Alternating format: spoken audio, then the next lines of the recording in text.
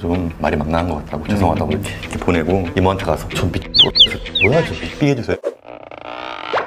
안녕하세요, 윤 팀장입니다. 자, 오늘도 정말 초대형 게스트를 제가 모시게 되었는데 사실 모르시는 분이 계실까 싶지만 그래도 자기소개만 부탁드리겠습니다. 네, 안녕하세요. 저는 감성대디 유튜브 운영하고 있는 성현규라고 합니다. 네, 반갑습니다. 네, 반갑습니다. 와, 목소리가 너무 좋으세요. 제가 목소리 어디 빠진다고 소리는 못 들어봤는데 또 오늘 너무 긴장이 되네요. 아우, 긴장하실 거 없습니다. 네. 저도 긴장되네요. 사실 저희 구독자분들이 사실 학원 원장님이랑 선생님들이 네. 되게 많으세요. 네, 맞아요. 이메일이 왔을 때 처음에 솔직히 좀 해야 되나 말아야 되나 했어요. 왜냐면은 학원을 운영해 본 적이 없기 때문에 네. 학원 원장님 분들이 훨씬 더 전문가 분들인데 학원을 운영 안 해본 제가 감히 이분들에게 무슨 이야기를 할 수 있을까 싶었는데 그래도 어쨌든가 학원 운영하는 것도 인간관계에 대한 거고 자영업에 대한 이야기니까 저의 경험담을 이야기해주면 그래도 도움이 될 수 있겠다 싶어서 이렇게 흔쾌하게 저희 작업실로 제가 초대했습니다. 학원으로 확장해서 사업을 못 키우겠습니다. 그렇게 하시는 분들 중에 네. 꽤 많은 이유가 강사분을 채용을 하면 그렇죠. 내가 컨트롤을 어떻게 하냐 이런 것들이거든요. 네. 근데 사실 학원을 해보신 적은 없지만 네. 꽤나 많은 또 그런 사장의 역할을 해보셨기 네, 맞습니다. 때문에 네. 특히나 이제 감성대리님은 인간관계 전문가이시기 때문에 원장이라면 어떻게 강사들을 잘 컨트롤할 수 있을지 편하게 얘기해 주시면 좋을 것 같습니다.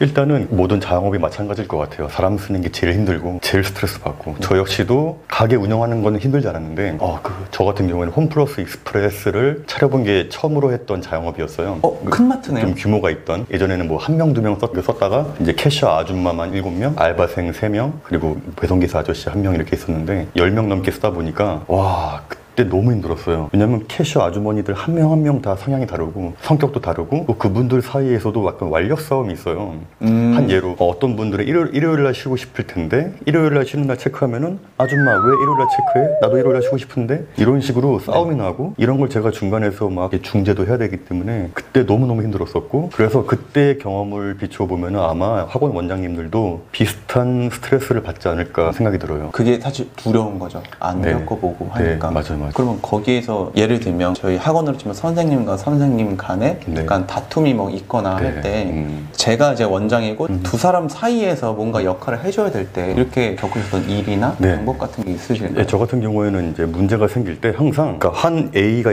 있고 B 직원이 있잖아요. 두 사람 사이 이해관계 때문에 충돌하거든요. 그러니까 이 사람이 원하는 게 있고 이 사람이 원하는 게 있는데 이 사람이 원하는 게 뭘까? 이 B 직원이 원하는 게 뭘까를 항상 귀를 열어둬야 돼요. 한 예로 어떤 A 아주머니가 계신데 이모님이 점장님 저 내일 김장해야 되는데 빠지면 안 돼요? 그렇게 얘기해요. 원래 안 되는데 이분이 되게 일을 잘하신 분이었고 되게 충성도가 높은 이모님이었어. 그래서 몰래 흔쾌히 오케이 했는데 이 사실을 B 아줌마가 알게 된 거야. 점장님 나도 김장해야 되는데 왜 저 아줌마만 왜 일 빼줘? 나는 뭐야? 이렇게 나오는. 근데 이 아주머니 일 되게 못하시고 손님을 약간 쫓는 느낌 스타일 약간 틱틱거리고 그런 분들이 있어요. 그러니까 저 같은 경우는 이게 사람의 심리가 이게 학원을 운영하실 때도 마찬가지일 것 같아요. 강사분들 중에서도 매출을 잘 일으키고 상담도 잘하고 학생들을 잘 케어하는 선생이 예쁘잖아요. 확실히. 근데 이 선생은 일도 못하고 좀 컴플레인도 많이 들어오고 이러면 안 예쁘잖아요. 하지만 어쨌든 간에 우리 직원이고 이 사람이 원하는 게 뭘까를 잘 들어야 될 것 같아요. 그러니까 불만이 안 나오게 해야 되는데 정치를 잘해야 돼요.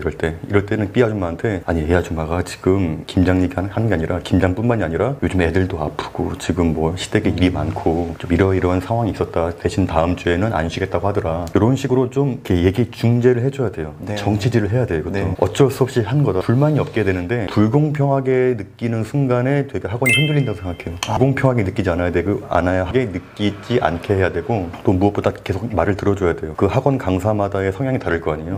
이 선생은 욕심 있는 분도 계실 테고 이 선생은 자기의 뭐 프라이드 학원도 있는지 모르겠지만 등록을 할 때마다 인센티브라고 하나요? 그런 게 있을 거 아니에요. 그런 거에 좀 집착하는 분도 계실 테고 이런 각각 강사마다의 성향을 정확히 파악해서 이 강사가 원하는 게 무엇인지를 정확히 캐치해서 분열이 안 되게 하는 게 원장의 역할인 것 같습니다. 그러면 이런 건 좀 겪으셨을 때 제가 봤을 때 제일 약간 힘드셨을 것 같은데 어떤 손님이 그 감성대리님의 직원분께 컴플레인 엄청 걸었던 그러니까 손님과 내 직원과의 다툼 이게 저희 학원으로 치면 우리 선생님한테 학부모님이나 학생이 컴플레인 걸고 왜 우리한테 말 함부로 하고 왜 뭐 그런 것들 그렇죠. 우리한테 왜 함부로 하고 왜 이렇게 교육을 못하냐 이런 것도 있을 수 있을 거고 또는 학생도 딱 봐도 학생이 뭔가 강사가 네. 수업을 흐렸어요. 그 사이에 강사와 학생 사이에서의 역할. 네. 이것도 좀 분류할 필요가 있는데 저 같은 경우에는 진상 손님이 있어요. 누가 봐도 이 사람 잘못이야. 근데 이 이모한테 막 공격하고 있어요. 네. 캐시어 이모를. 아줌마 왜 계산 이딴 식으로 해? 뭐 이런 분들이 있을 거 아니에요. 네. 그럴 때 제일 잘못된 게 그 사람의 편을 들면 안 돼요. 그러니까 자기의 학원의 규율이 있고 가게의 규율이 있는데 이것을 어긋나는 행동을 했을 때 그 학원 원장이나 저 같은 점장이나 이런 것들을 확실하게 해줘야 돼요. 막아줘야 되고 상식적으로 봐도 이 학원의 방침에 안 맞는 행동을 했을 때 이럴 때는 단호하게 나갈 필요가 있어요. 그 선생을 보호해줘야 됩니다. 그러니까 학원에서 제일 중요한 게 물론 학생도 중요하지만 강사가 제일 중요하다고 느끼는데 직원이 있어야 우리 학원이 있는 거잖아요. 그래서 좀 보호받는 느낌을 줘야 돼요. 아 그래도 이 원장님은 나를 좀 보호하려고 하는구나. 상식적인 선에서. 네. 근데 만약에 그게 아닌 뭐 예를 들면 학원 강사가 학생에게 좀 막말을 하거나 잘 못 가르치거나 그럴 때는 확실하게 얘기는 해줄 필요가 있겠죠. 이거는 잘못한 거 맞고 이 학부모가 원하는 게 이런 거니까 이런 것들을 좀 해주라 이렇게 얘기를 할 필요가 있는데 거기에서 또 약간 인격적으로 모독하든가 좀 하대하거나 그러면 안 되겠죠. 정말 열심히 하는 거 알겠는데 김 선생 열심히 하는 거 알겠는데 학부모가 지금 이렇게 하니까 어쩌겠냐. 좀 맞춰줘라 이렇게 약간 좋게 말해야겠죠. 네. 그게 제일 중요하겠죠. 원장으로 하여금 원장님이 지금 나를 싫어하는 게 아니라 학부모 때문에 어쩔 수 없이 지금 나한테 부탁하는구나 약간 그런 느낌을 주게. 이런 것도 있었어요. 그 캐셔 아줌마도 문제가 있을 때 그러니까 되게 착한 아주머니인데 네. 말을 좀 틱틱거리는 아줌마 있잖아요. 네. 얼마예요? 포인트 카드요? 이런 아줌마 있잖아요. 네. 이모님 말만 좀 이쁘게 하면 안 될까요? 부탁 좀 할게. 내가 말이 좀 그래? 이렇게 할 때가 있어요. 좋게 정말 잘하는 게 중요한 것 같아요. 너무 강압적으로 하지 말고 부탁하는 식으로 지금 이런 컴플레인 들어왔다. 이렇게 느끼는 경우는 어쩔 수 없이 우리 학원에 대한 책임이 있으니까 좀만 신경 써 달라고 얘기하는 게 좋겠죠. 정치질을 해야 되는 게 그 진상 손님한테도 가서 아유 우리 이모님이 좀 요즘 좀 집안이 안 좋은 일이 있어서 좀 말이 막 나간 것 같다고 죄송하다고 이렇게 보내고 이모한테 가서 좀 뭐야 저 삐 해주세요. 네. 아 아줌마 또 또라이 왔네. 아유 제가 죄송합니다. 아유 잊어버리세요. 이렇게 해야지. 그래야 아줌마도 마음이 좀 풀리고 그 손님도 많이 풀리기 때문에 양옆에서 좀 완급 조절을 할 필요가 있다라고 느껴요. 네.